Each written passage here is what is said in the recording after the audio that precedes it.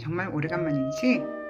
1년이 넘게 아무것도 올리지 않는 내 영상들과 쓰지도 않는 내 카톡에 여전히 무엇인가를 상의하려고 질문들을 하는데 뒤늦게 발견하고 부랴부랴 답을 한 지가 꽤 되어서 아무래도 영상을 올려야겠다고 생각했어.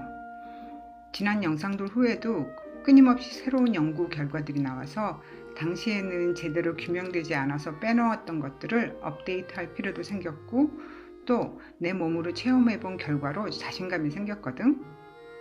주로 내 영상을 보는 사람들의 병증과 원인과 해결법이 거의 다 비슷한데 제대로 활용을 못해서 악화되는 것을 보면 너무 안타까워. 오늘도 어김없이 장 뇌축을 주관하는 마이크로바이옴, 장내 미생물에 관한 내용이야. 1편은 특히 항생제 부작용, 또 그것을 회복시키기 위한 포스트바이오틱의 기능과 효과를 다룰 거고 2편에서는 섭취할 수 있는 방법과 혹시 히스타민 과민증으로 음식으로는 할 수 없는 경우에 필요한 영양제 성분을 알려줄게. 여전히 설명하고 싶은 것들은 너무 많고 아무리 줄여도 안 돼서 2편으로 나누었어. 희망이 보이는 내용이니까 잘 공부하고 실천해서 나라에는 매일 기겁하게 우울한 소식이 보이지만 적어도 내 마이토콘드리아는 싱싱해져서 우리끼리라도 여유를 갖고 서로 보듬을 수 있기를 두 손 모아 바랄게.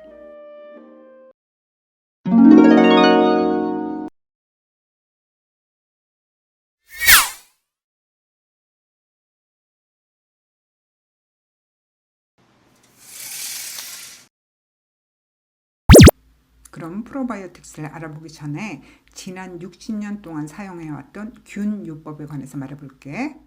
균요법은 모든 균은 다 나쁘다라는 기본 전제에서 시작했어. 그래서 균은 모두 죽여서 없애야 했던 거지. 주변 환경을 멸균, 소독해서 나쁜 균으로부터 몸을 방어하고 일단 발병된 질환은 항생제를 복용해서 증상을 낮춰왔어. 그런데 생각지도 않게 장 생태계가 다 망가져서 질환으로부터 해방되는 것이 아니라 오히려 몸이 점점 나빠지는 결과를 얻게 된 거야. 항생제 사용도 내가 제일 먼저 기능의학을 설명하면서 말했던 것처럼 위산 역류증의 위산 제거제와 마찬가지로 악순환이 돌아가고 있는 거야. 항생제를 일정량 복용하면 미생물의 다양성이 없어지고 그로 인해서 대사 활동에 나쁜 영향을 주게 돼. 설사나 메스꺼움, 구토, 어지럼증, 발진, 칸디다 감염 같은 부작용들이 나타나기 시작하거든. 이런 상태로 회복하지 않고 그대로 두면 결국 장내 미생물 불균형이라는 디스바이오시스 상태가 되어서 면역체계와 대사 활동이 무너지기 시작해. 그런데 이것을 회복하지 않고 방치하면 갑상선 문제, 류마티스 관절염, 다발성 경화증, 제1형 당뇨병을 포함한 모든 종류의 병이 나타나고 불안, 우울증, 외상 후 스트레스 장애 증상, 피로, 사회적, 인지적 문제까지 발생하게 되거든. 보통 병원에서는 유해균이 증식되어서 장내 미생물이 불균형이 되었다고 판단되면 항생제를 투여하지. 그럼 항생제로 인해서 좋은 균과 나쁜 균이 거의 다 같이 죽게 돼. 그러면 몸의 상태는 안 좋아지고 육체적, 정신적 스트레스 때문에 장내 환경은 더 나빠지거든.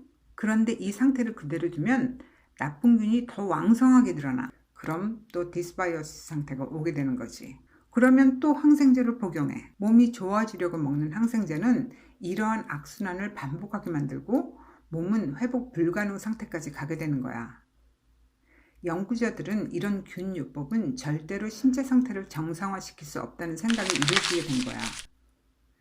그래서 등장한 게 미생물요법이야. 음식을 먹고 소화해서 얻어지는 대사물질이나 태어날 때부터 선천적으로 받게 된 유산균이나 또는 사서 먹는 유산균으로부터 얻게 되는 박테리오페지나 박테리오신을 넣어주거나 빼주거나 해서 신바이오틱 환경을 만들어 프리바이오틱과 프로바이오틱이 함께 시너지를 만들어 장 스스로 정상화되는 원리를 이용한 요법이거든.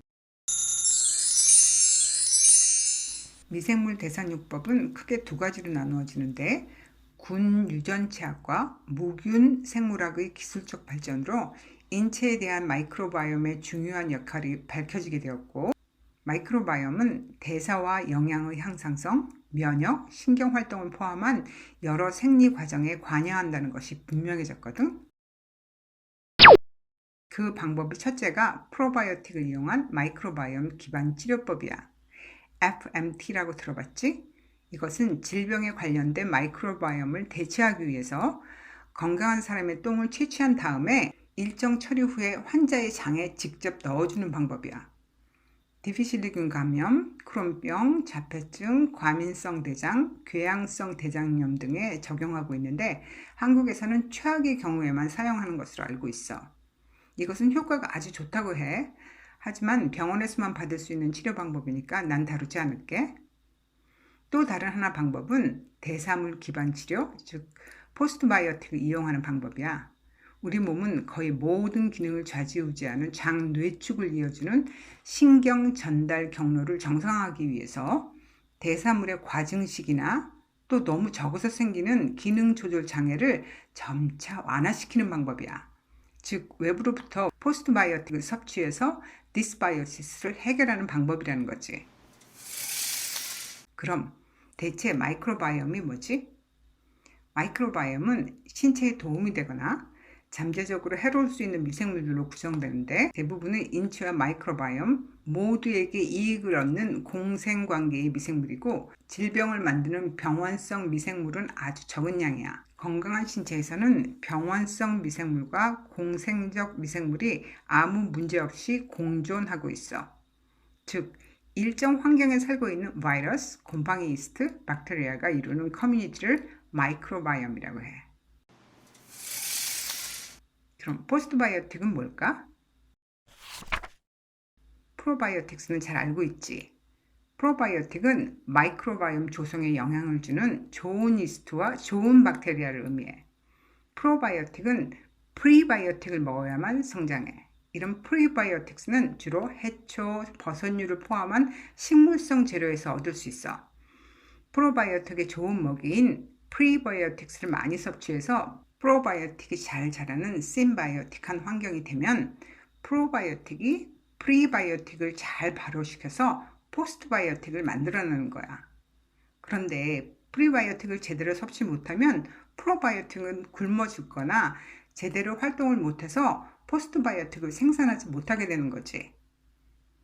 하지만 요즘에 유행하고 있는 카니보이나 키로시기를 하면 이런 환경이 만들어지지 못하는 거야. 그래도 방법은 있어. 모든 육류에는 콜라겐 파이버가 있는데 이것이 프리바이오틱스거든. 이것은 곰국처럼 낮은 온도에서 아주 오랫동안 끓여야만 젤라틴 상태가 돼서 프로바이오틱스의 먹이로 사용할 수 있는 거야. 그런데 대부분 카니보어나 키토시기를 하는 사람들은 그저 잠깐 삶거나 구워서 먹는다면 프로바이오틱스는 점점 굶어 죽게 되는 거야.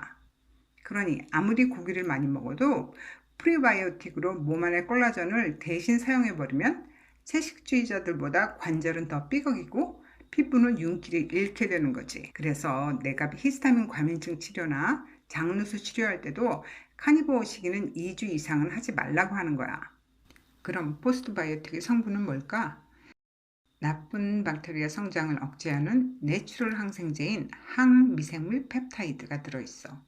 그리고 다양한 영양소들, 메실레이션의 가장 중요한 바이타민 B군, 바이타민 K, 아미노산, 그리고 짧은 사슬 지방산이 들어있는데 이것이 얼마나 중요한지는 장누수 영상에서도 자세히 설명했으니까 넘어가고, 칸디다를 죽이는 과산화수소수를 만들고 프로바이오틱스가 프리바이오틱스의 발효를 도와서 포스트바이오틱스를 잘 생산하게 돕는 탄수화물 엔자임도 들어있어. 그럼 이런 성분들로 어떤 역할을 할까 알아보자. 가장 중요한 첫째는 마이크로바이옴과 면역체계 사이의 신호 시그널을 촉진해서 면역을 조절하는데 특히 알러지 반응이 심하거나 자가 면역증 증상을 만드는 TH1과 TH2의 면역 반응의 균형을 맞춰줘. 이런 연구는 사스 때부터 시작이 되었는데 2022년에 나온 코비드-19 예방 또는 치료 전략에서 포스트바이오틱의 효능이 과학적으로 규명되었어. 나처럼 자가 면역 증상이 발현된 사람에게는 너무나 중요한 결과야. 둘째는 포스트바이오틱이 나쁜 바이러스와 박테리아를 죽이는 역할을 한대. 이것은 2020년에 시스테마틱 분석을 해서 영양지와 미생물지에 그 결과가 게재되었어. 셋째는 장벽 강화인데 포스트바이오틱 성분이 직접적으로 장누수 세포의 접착제로 사용하거든. 2019년과 2020년 영양주와 미세물주의 논문과 분석들이 게재되었어. 네 번째는 음식 민감성과 불내증을 감소시킨다는 것인데, 장누수인 경우 이런 대사물질이 혈액 안으로 들어가서 이상 반응을 만드는데 면역 이상 반응을 조절하게 되고 장 내벽을 강화시키면 필연적으로 음식 알러지 증상은 점점 낮아지게 되는 거지. 영양지, 알러지 및 임상 면역학 저널, 식품학 및 영양학제에 논문들이 게재되었어. 이 외에도 당뇨, 염증성 질환, 아토피, 체중 감소 등 수많은 효과가 입증되는 논문들이 발표되고 있어. 그럼 이렇게 좋은 포스트바이오틱을 많이 그리고 쉽게 얻을 수 있을까?